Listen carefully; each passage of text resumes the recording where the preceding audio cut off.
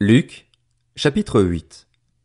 Ensuite, Jésus alla de ville en ville et de village en village. Il prêchait et annonçait la bonne nouvelle du royaume de Dieu. Les 12 l'accompagnaient, avec quelques femmes qui avaient été guéries d'esprits mauvais et de maladies.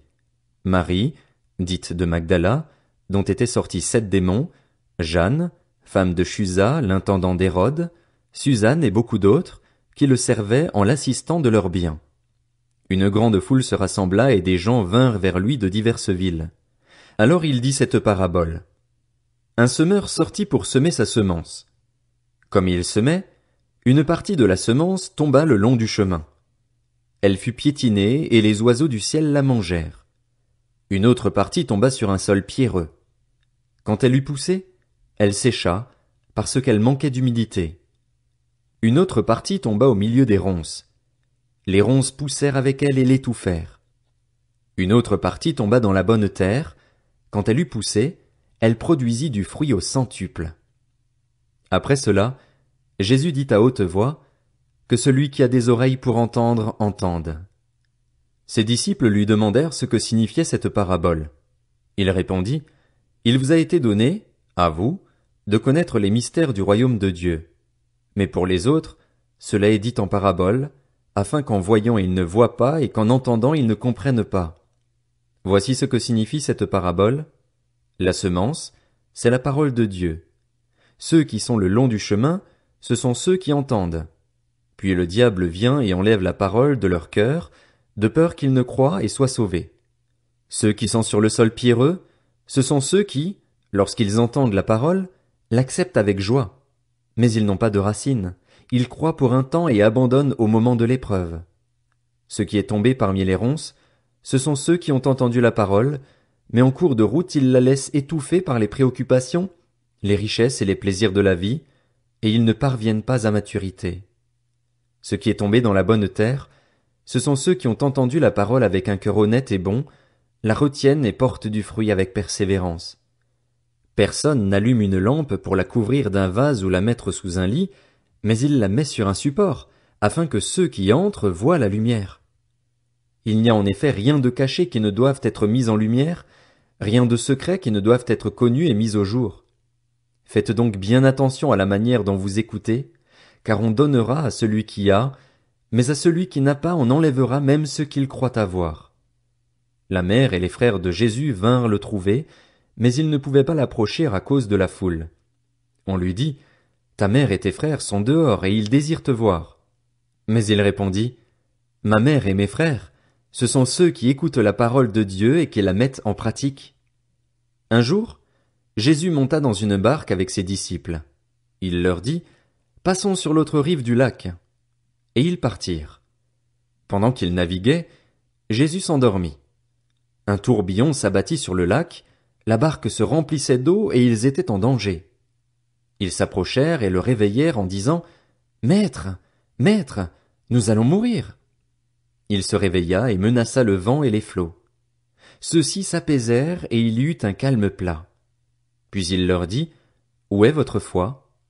Saisis de frayeur et d'étonnement, ils se dirent les uns aux autres, Qui est donc cet homme?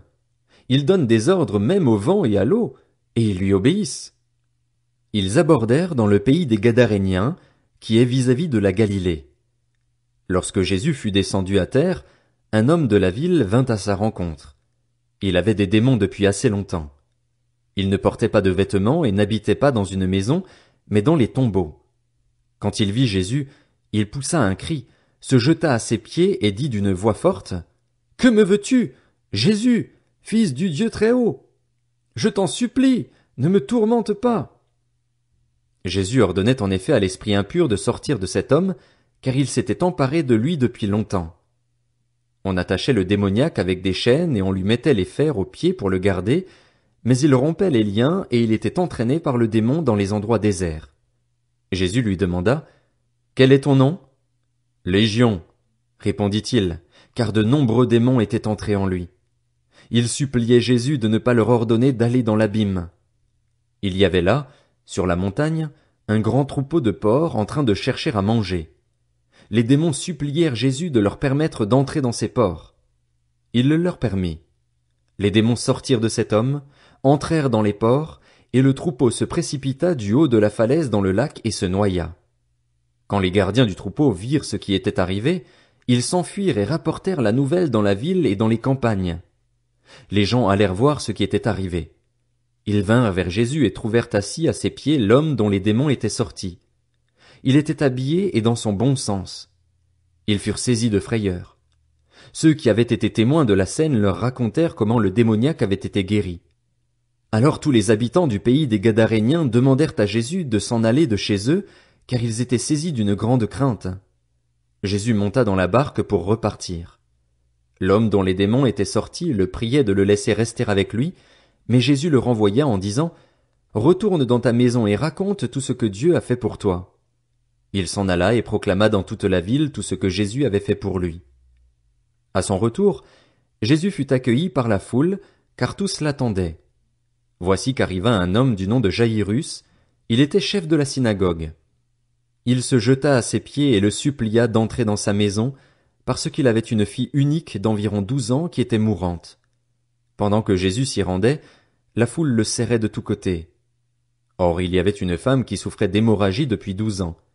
Elle avait dépensé tout son bien chez les médecins, mais aucun n'avait pu la guérir. Elle s'approcha par derrière et toucha le bord du vêtement de Jésus. Son hémorragie s'arrêta immédiatement. Jésus dit « Qui m'a touché ?» Comme tous s'en défendaient, Pierre et ceux qui étaient avec lui dirent « Maître, la foule t'entoure et te presse, et tu dis « Qui m'a touché ?» Mais Jésus répondit « Quelqu'un m'a touché, car j'ai senti qu'une force était sortie de moi. » Voyant qu'elle n'était pas passée inaperçue, la femme vint toute tremblante se jeter à ses pieds. Elle déclara devant tout le peuple pourquoi elle l'avait touché et comment elle avait été immédiatement guérie. Alors il lui dit « Ma fille, prends courage, ta foi t'a sauvée. Pars dans la paix. » Jésus parlait encore quand quelqu'un arriva de chez le chef de la synagogue et lui dit « Ta fille est morte, ne dérange plus le maître. » Mais Jésus, qui avait entendu, dit au chef de la synagogue « N'aie pas peur, crois seulement, et elle sera sauvée. » Lorsqu'il fut arrivé à la maison, il ne laissa personne entrer avec lui, sauf Pierre, Jean et Jacques, ainsi que le père et la mère de l'enfant. Tous pleuraient et se lamentaient sur elle. Alors Jésus dit « Ne pleurez pas, car elle n'est pas morte, mais elle dort. » Ils se moquaient de lui, sachant qu'elle était morte. Mais il les fit tous sortir, prit la jeune fille par la main et dit d'une voix forte « Mon enfant, lève-toi !»